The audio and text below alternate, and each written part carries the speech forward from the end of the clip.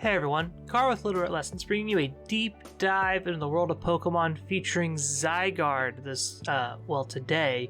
This will be our last restricted Pokemon, as we are going to start gearing up for Series 9 in the next couple weeks, looking at some of the original Pokemon that were very, very good in that format, and maybe some newcomers that kind of carry over from Series 8. But Zygarde's the last restricted we're going to get to cover, unfortunately.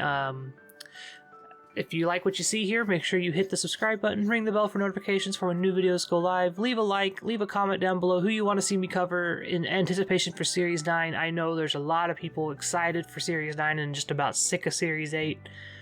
So I'm interested in seeing what you guys all want me to cover for Series 9, and let's just get right into it. So Zygarde it's a weird one. Zygarde isn't your normal restricted kind of Pokemon where you just fit it onto a team and you kind of give it a couple of support Pokemon and it does really well, like Groudon does, or Kyogre, or Zacian.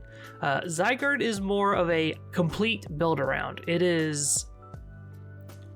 The best way to put it is it doesn't do a lot on its own, but if the support is there for it, it can stall out games almost infinitely and just be very annoying and very bulky and hard to deal with. Its signature ability, Power Construct, means that it essentially gets to heal back up. The way it works is if Zygarde is at half HP at the end of a round or turn cycle, Zygarde will transform into Zygarde Complete, which has double the HP stat of Zygarde 50%, which is the base Zygarde you see a lot of the time. There's also Zygarde 10%, which that's its whole other thing. No one really plays with it. It's a very memey kind of thing, and we're not going to be covering it here.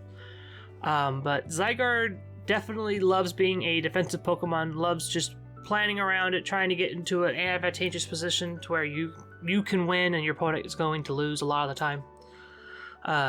There is no real history for it because it's not really being played. I believe Zygarde is like 1% in the meta, which is very rare, but when you do see it, a lot of the times it's very hard to deal with. So beating Zygarde is more coming down to beating its partners, and its partners are plentiful. There's a million things you can do with Zygarde that keep it going, keep it alive. Things like Intimidate, Screens, Heal Pulse. Comfey is a very popular pairing with it because it has access to Floral Healing and it has Ally Switch and things like that. Tapu Fini is another popular fairy type to go with it, and along with Grimmsnarl. Most of the time you want Steel, Fairy, Dragon cores, just like as a whole, that fantasy core, just because it gives you a very good defensive typing for Zygarde.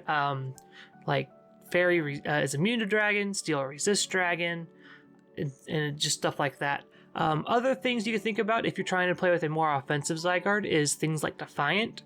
Intimidating Zygarde is a very, very good strategy, and things like Thundurus are very, very popular with it. Lapras is another good thing because a lot of the times Zygarde doesn't want to Dynamax. So having some Pokemon that can Dynamax for you and do the things that you want it to do while Zygarde sits there and hits Coil or 1,000 Arrows or 1,000 Waves is real good for it. Along with those moves, Iron Tail, Substitute, Breaking Swipe, Protect, these are most common moves for Zygarde. 1,000 Waves is interesting because it gives you a lock-in scenario.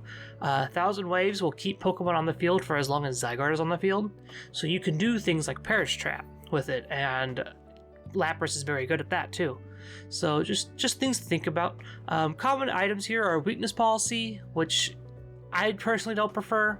There's a lot of ice type coverage running around, and Weakness Policy Zygarde, it's weird. You want to proc out on your terms when you want to. If you don't get set up and right, then Weakness Policy just falls flat on its face. Other items here are Leftovers, which I have hardly seen ever. Misty Seed, which is a little bit more common than I thought. It was a little bit less common than I thought it was. Lumberry, which is very uncommon compared to what I thought it was. And then pinch berries like Agwop, Ipapa, things like that are some of my more favorite items for Zygarde. So looking at movesets here, Zygarde really fits into two categories of thinking, where it's either Coil, Protect, and then like 1,000 Arrows and either 1,000 Waves or Iron Tail or Breaking Swipe, depending on your support team. And then weakness policy sets with protect and then 3 damaging moves, usually a ground type, a steel type, and a dragon type move. However, there is an argument for special Zygarde, specifically because Intimidate is such a problem for it, and it has very good special coverage. Scorching Stance is a very good move that it gets access to, along with Core Enforcer, its signature move. If the opponent moved first, you get to remove their ability, which is really, really cool. But building with Zygarde, like I mentioned earlier, is very much it's a puzzle. It's a build around with a puzzle. Zygarde is your end game, and you want things that do stuff at the beginning.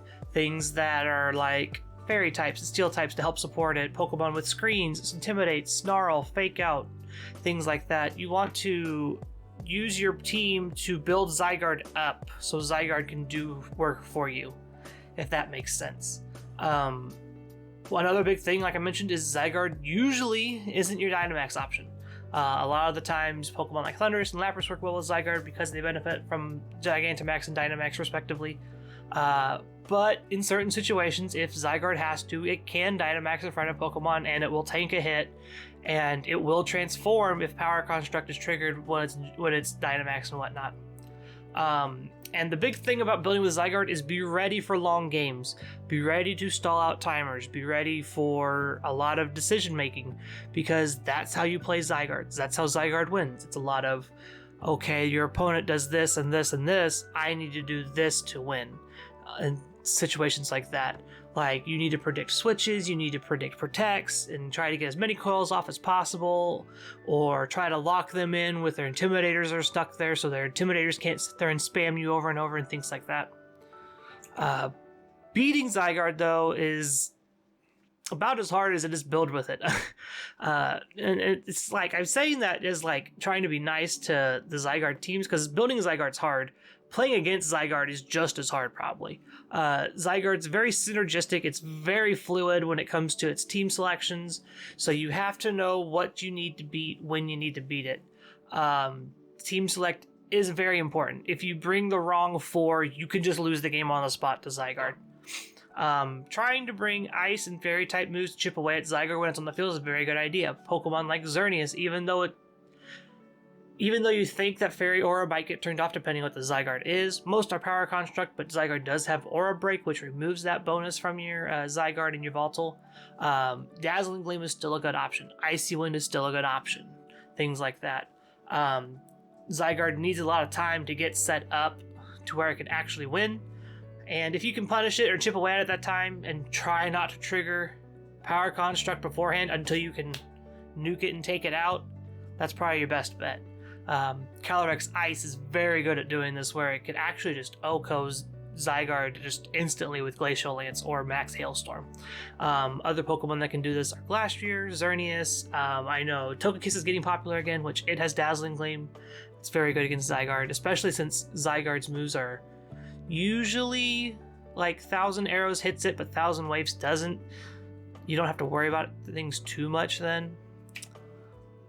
But wrapping up with Zygarde here, it's a very powerful Pokemon in the right hands, but requires a lot of the team to actually just pull its weight. Once Zygarde gets going, however, it takes off. If it's got a couple defense boosts and an attack boost, it can easily clean up games. One of the big things that comes to mind here is Wide Guard's very good against Zygarde. A lot of the sets that run Coil and Protect run 1,000 Waves and 1,000 Arrows. Wide Guard just shuts Zygarde down, so you just click Wide Guard all day and you just keep firing into that Zygarde. You eventually will win. Make sure to bring powerful Fairy and Ice type moves to beat it up. Dragon moves are okay, but a lot of the times they have Tap of Feeding, which has Misty Terrain, which reduces that power. So Ice and Fairy are usually your better bets. And don't play scared. Zygarde isn't that scary. It is much easier to beat than you think it is.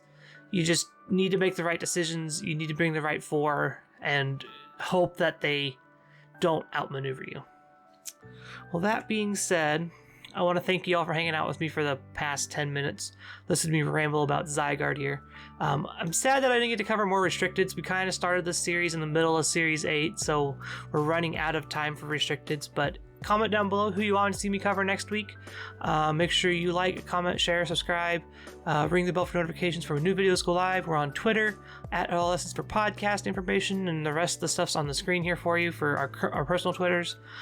Discord links down below in the description as well. And have a wonderful morning, afternoon, evening, wherever you're at in the world, and we will see you all on Friday. Bye, guys.